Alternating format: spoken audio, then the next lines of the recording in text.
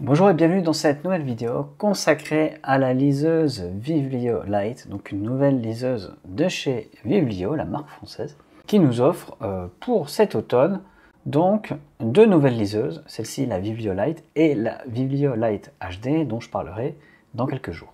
Donc la Vivlio Lite, c'est une liseuse à encre électronique, donc écran à encre électronique très bon pour les yeux, l'expérience de lecture est proche du papier, donc c'est quelque chose qui ne vous fatiguera pas du tout les yeux.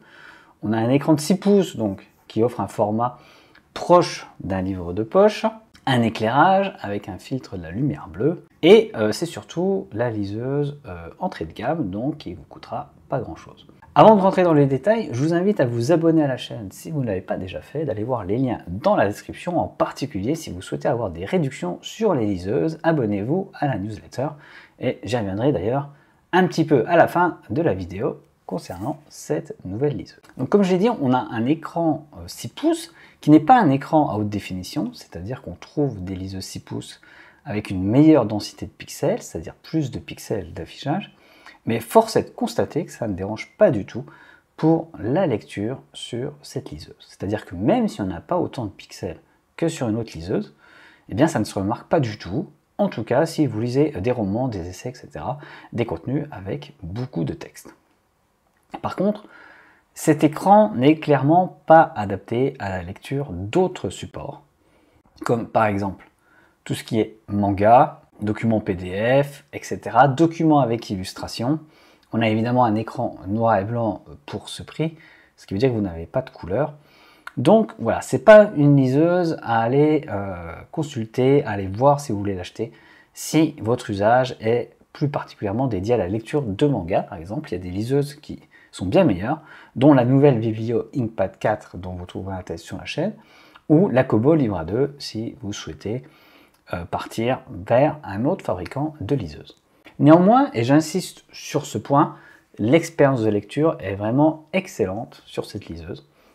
Donc si vous lisez des romans, il n'y aura pas de souci, surtout que c'est l'une des liseuses les moins chères qui propose un éclairage avec un filtre de la lumière bleue, donc un système qui s'appelle Smart Light, et qui vous permet de teinter l'écran avec une couleur un peu plus jaune-orange, ce qui vous permet de lire sans vous fatiguer les yeux lorsque les conditions lumineuses sont difficiles dans la pièce. Donc si vous aimez lire des livres dans votre lit, le soir, ça peut être une bonne idée. Surtout que cette liseuse offre un mode sombre qui vient afficher des caractères blancs sur une page noire. Donc ce mode sombre couplé à l'éclairage Smart Light rend la lecture vraiment très agréable. Et aujourd'hui, je me surprends même à plutôt utiliser une liseuse avec ce type de configuration plutôt qu'un livre papier qui me force à allumer une lampe de chevet à côté. Donc on a bien sûr également un écran tactile qui vous permet de naviguer dans les menus. Vous avez une librairie intégrée qui vous permet de télécharger des livres. Il y a d'ailleurs des livres gratuits. Donc dès que vous avez la liseuse, vous pouvez commencer la lecture en téléchargeant quelques ouvrages gratuits. On a un stockage de 8 Go. On a également ici un petit port USB-C, vous voyez, qui permet la recharge rapide. Et bonne nouvelle pour ceux qui ont beaucoup d'e-books, on a ici un port pour carte micro SD qui va vous permettre d'ajouter une carte de stockage pour étendre la capacité de la machine jusqu'à 128 Go. Donc c'est plutôt un dispositif qui devient rare sur les liseuses, donc c'est vraiment bien Vivlio. Et pensez aux gens qui ont envie d'embarquer des très gros documents. Au niveau de l'interface et des fonctionnalités, il n'y a pas de souci. Le logiciel utilisé par Vivlio est sans doute le plus complet du marché. On peut aller très loin dans la personnalisation. On peut même personnaliser les actions qui se passent lorsqu'on touche l'écran de la liseuse. Donc ça, c'est vraiment bien. Ça permet de configurer sa liseuse selon ses besoins et ses envies. Mais je vous rassure, vous n'avez pas besoin de rentrer dans les différents paramètres. Vous pouvez commencer directement la lecture, simplement, sans avoir à configurer votre liseuse. Donc si vous êtes débutant, c'est une liseuse qui vous conviendra également très bien. On a le nouveau design Vivlio avec des boutons ici sous l'écran qui vous permettent de tourner les pages, d'accéder au menu ainsi que d'allumer et d'éteindre la liseuse ou de retourner à l'accueil. Donc pour tout ce qui est confort de lecture, c'est vraiment une bonne liseuse.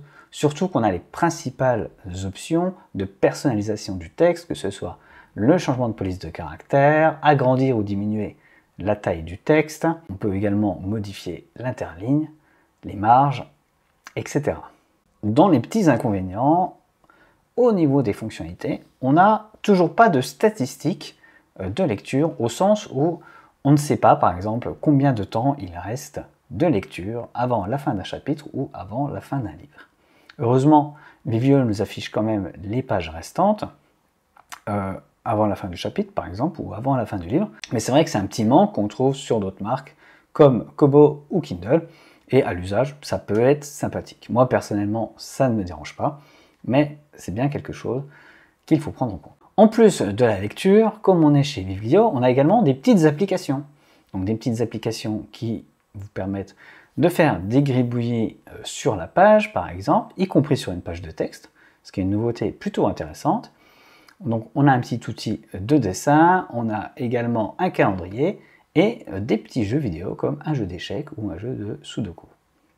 Donc ça, c'est des petits plus qui ne sont pas forcément très utiles, mais qui peuvent peut-être vous divertir pendant quelques minutes. Donc voici pour les principales caractéristiques. De toute façon, vous avez vu à l'écran un peu comment réagit cette liseuse. Je l'ai trouvée assez rapide, il n'y a vraiment pas de problème. C'est une liseuse qui est vraiment très confortable. Voilà. J'ai passé beaucoup de temps avec des liseuses de plus grand format ces derniers mois, comme la Kobo Libra 2 ou la Vivio Inkpad 4. Et c'est vrai que retomber sur un petit format comme ça, avec comment dire, ce fond texturé derrière la liseuse qui fait qu'on la tient très bien en main, c'est vraiment sympathique, surtout que c'est une liseuse très légère. Donc ça sera une liseuse qui est vraiment recommandée pour les gens qui voyagent beaucoup. Et donc je vous invite à essayer de trouver, comme c'est le cas en ce moment, un pack avec une housse qui est gratuite avec la liseuse et qui rend l'achat vraiment plutôt bien vu, avec un bon rapport qualité-prix. Donc je vais passer quand même sur les quelques défauts, dont la lecture de statistiques qui manque.